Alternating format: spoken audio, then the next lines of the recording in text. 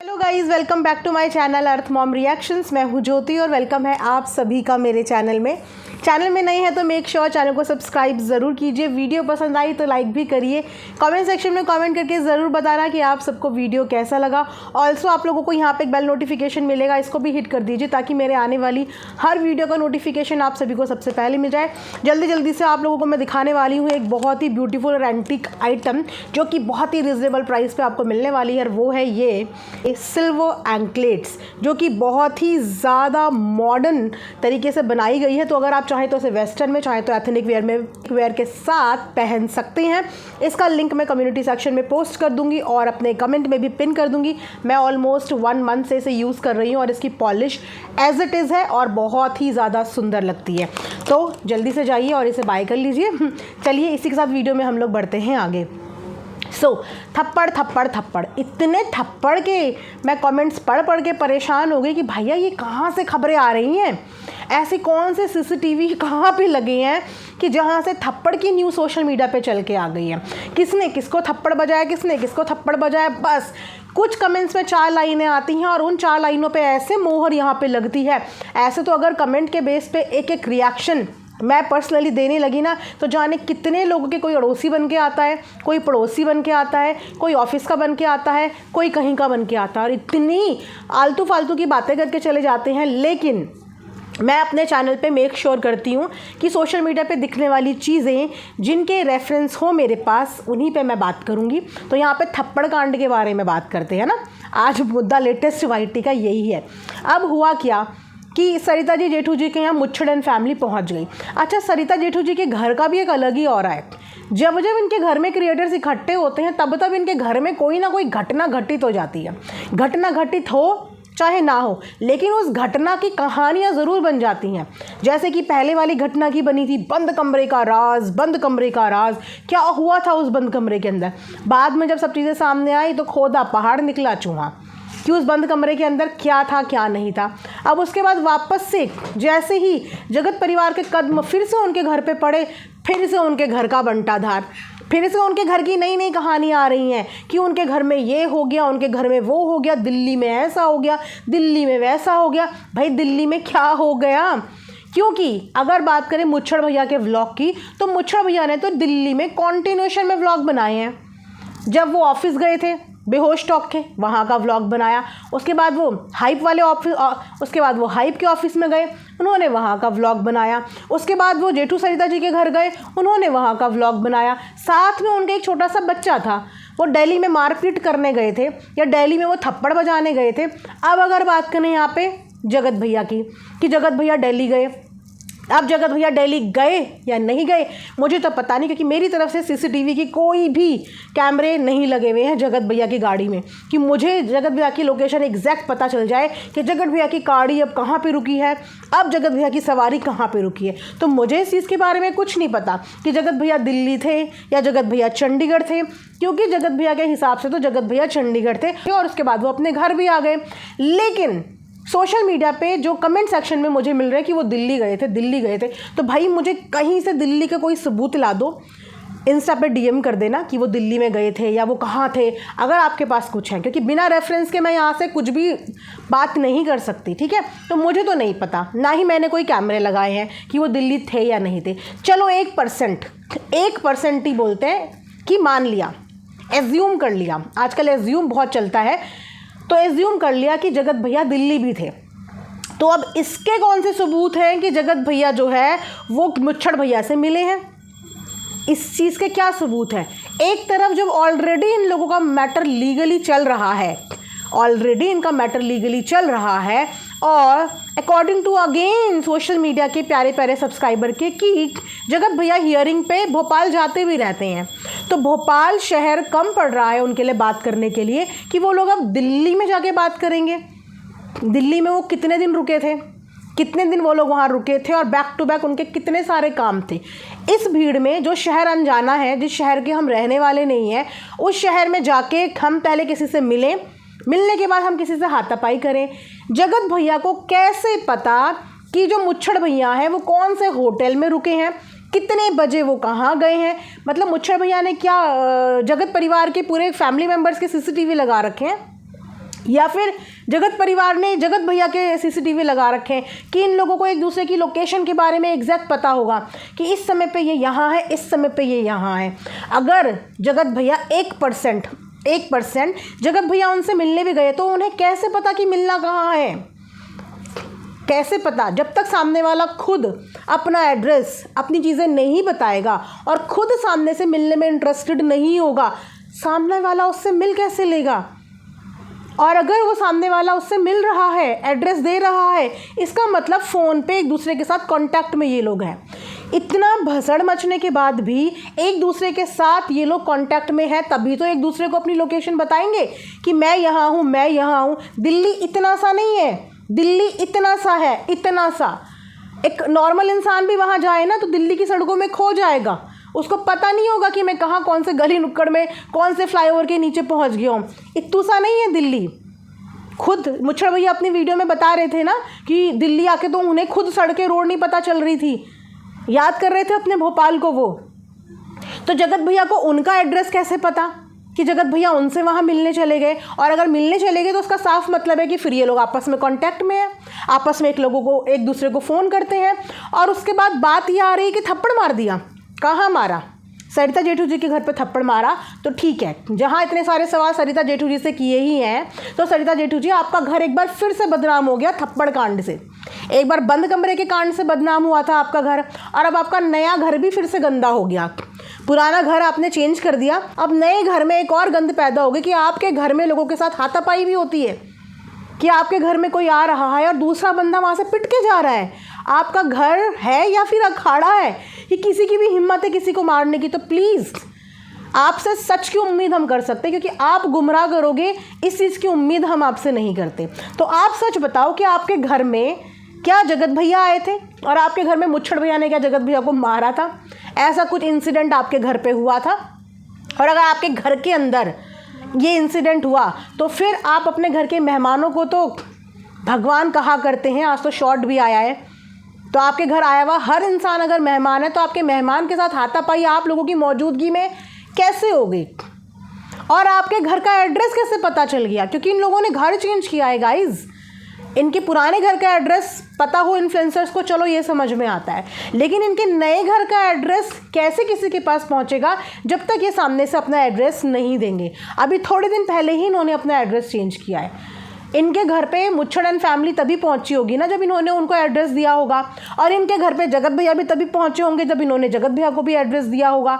मैं इनमें से किसी भी स्टेटमेंट की पुष्टि नहीं कर रही हूँ, मैं सिर्फ आप लोगों को एक नाटक के रूपांतर के तौर पे बता रही हूँ कि क्या क्या पॉसिबिलिटी हो सकती है और क्या क्या पॉसिबिलिटी नहीं हो सकती।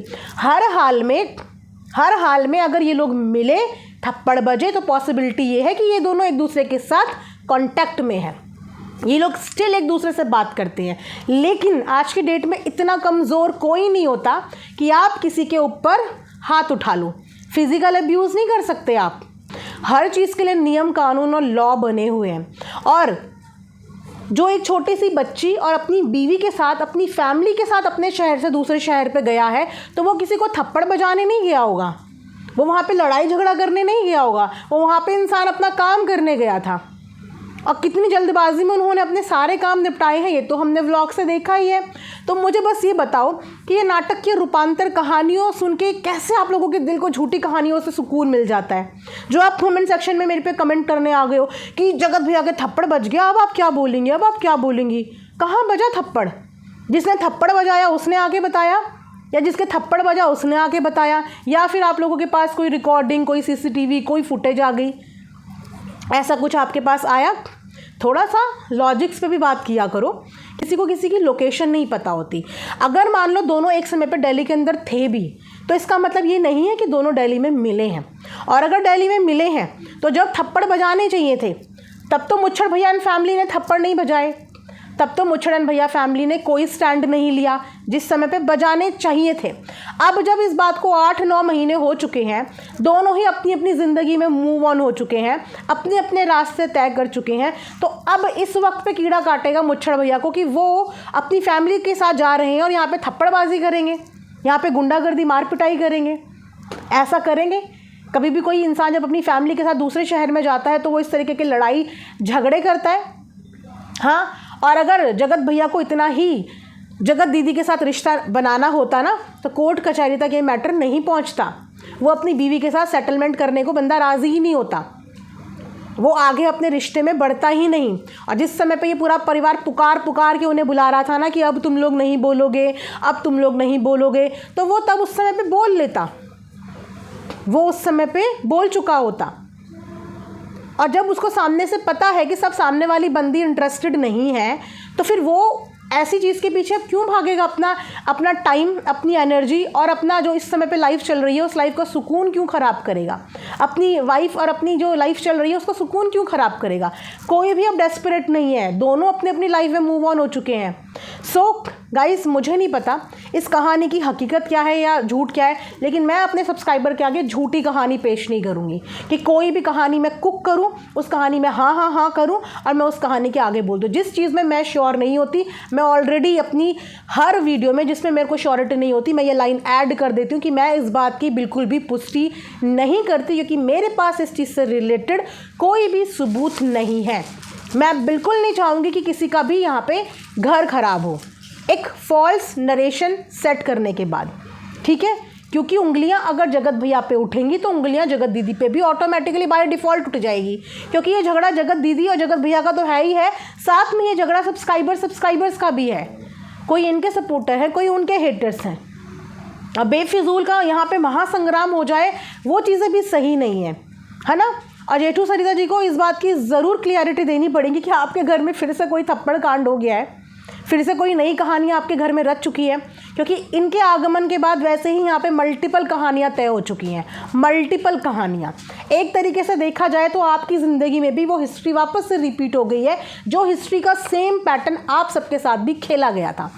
अब यहाँ पे कुछ लोगों को कमेंट सेक्शन में प्रॉब्लम हो रही है कि आप लोग क्यों उनको कॉल आउट कर रहे हो। भाई, हम कॉल आउट उन्हें करने का हक रखते हैं, आपसे क्वेश्चन नहीं पूछ रहे, हम कमेंट करने वालों से नहीं पूछ रहे। डायरेक्ट जिससे हम क्वेश्चन कर रहे हैं, हम आंसर की उम्मीद उन्हीं से कर रहे हैं, और क्योंकि उनको हम बाकी ब्लॉगर से अलग समझते थे, इसीलिए शायद उनसे एक्सपेक्टेशन ज़्यादा थी। वरना किसी के भरत मिलाप से हमें कोई टेंशन नहीं है।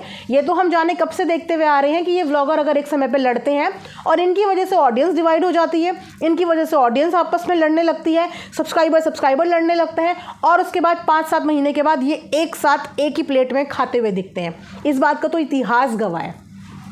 जितनी कॉन्ट्रोवर्सीज़ यहाँ पे हुई, उन कॉन्ट्रोवर्सीज़ की वजह से ऑडियंस भी बेवकूफ़ बनी, लेकिन बाद में उसका रिज़ल्ट क्या हुआ? हम साथ साथ हैं। बाद में हर कंट्रोवर्सी का रिज़ल्ट हम साथ साथ हैं होता है। लेकिन इनके मैटर में हमें थोड़ी सी एक्सपेक्टेशंस हाई थी कि ये लोग ऐसा नहीं करेंगे।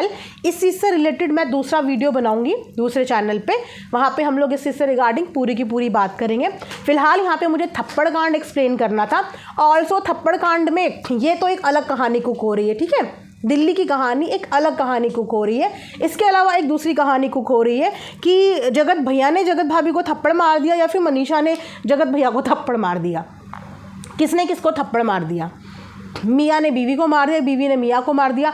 अगेन ये कहानी कहाँ से आई? क्या उनके घर की कोई भी फुटेज किसी के पास भी आई है इससे रिगार्डिंग कि देखो इस क्लिप में उसने उसको थप्पड़ मार दिया? कोई सोशल मीडिया से 2-3 दिन के लिए गायब हो जाता है, XYZ उनके झगड़े हुए हों, उनके नॉर्मल फाइट्स हुए हों, किसी भी बात पे आर्ग्यूमेंट हुए हों, झगड़े हो गए, नहीं आ रहे मियाँ बीवी एक दूसरे से रूठे हुए नज़र आ रहे हैं, दोनों के मुंह बने हुए एक दूसरे को देख के ये भी पता चल रहा है, ठीक है? लेकिन हर रूठा हुआ मुंह या हर बना हुआ मुंह ज़रूरी नहीं है कि फ़िज़िकल अब्यूज़ ही हो रहा हो, एक दूसरे के साथ मार कुटाई ही करने हो। काम तो कर ही रहे हैं, भले ही एक वीडियो आ रही हो। देखो फेसबुक पे वीडियोज़ आई हैं मनीषा की, देखो इंस्टाग्राम पे वीडियो बनाई है।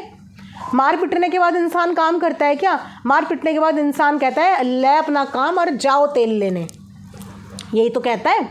मार खाने के लिए तो कोई शादी नहीं करता, और शादी में हाथ उठाना भी बहुत गलत है। ना तो पत्नी को कोई राइट है कि पति पे हाथ उठाए, ना पति को कोई राइट है पत्नी पे हाथ उठाए। वर्बल बातें करो, नहीं निभरी तो अलग हो जाओ, लेकिन ये मार पिटाई को मैं बिल्कुल सपोर्ट नहीं करूँगी, और ऐसे टॉक्सिक रिलेशनशिप को मैं अप्रिशिएट भी नहीं करूँगी। जो पीछे हो गया वो हो गया, लेकिन अगर अब फ्यूचर में या प्रेजेंट में ये सब चीज़ें होंगी तो इन चीज़ों को बर्दाश्त कोई ना करे। ना तो पति बर्दाश्त करे मार पिटाई, ना पत्नी बर्दाश्त करे मार पिटाई, ठीक है? अब यहाँ पे बात आ रही है कि मनीषा की पिटाई हुई है, ठीक है? मनीषा का स्टैंड अभी बीते दिनों जगत भैया ने काफ़ी जगह पे लिया है। जब बुली आंटी के बेटे के साथ नाम जोड़ा गया था ना, चरित्र पे बात आ गई थी, तब वहाँ पे मनीषा का स्टैंड लेने के लिए उनके पति उतरे थे। उसके बाद जब वो कपड़ों वाली प्रॉब्लम हो गई थी, मनीषा के इनर वियर दिखने वाली प्रॉब्लम, उस पर भी जगत भैया मनीषा के साथ और सपोर्ट में उतरे। जब मनीषा की ट्रोलिंग की बात हुई तब भी जगत भैया साथ में खड़े थे कि मैं तेरे साथ हूँ, मैं तेरे साथ हूँ। ठीक है, तो अभी बीते दिनों हमने वो सपोर्ट जगत भैया का अपनी वाइफ के लिए देखा है, वो सपोर्ट देखा है कि वो आके खड़े हो रहे हैं। तो अब जगत भाभी के पति पे एलिगेशन लग रहा है, यानी कि मनीषा के हस्बैंड पे। और मनीषा अपने पति से बहुत प्यार करती है, राइट। आपके पति पे आपकी पिटाई करने का एलिगेशन लग रहा है, तो एज अ वाइफ आपकी क्या जिम्मेदारी बनती है कि आप इस एलिगेशन को या तो बताओ, मारा है तो डंके की चोट पे बताओ, हम सब साथ में हैं।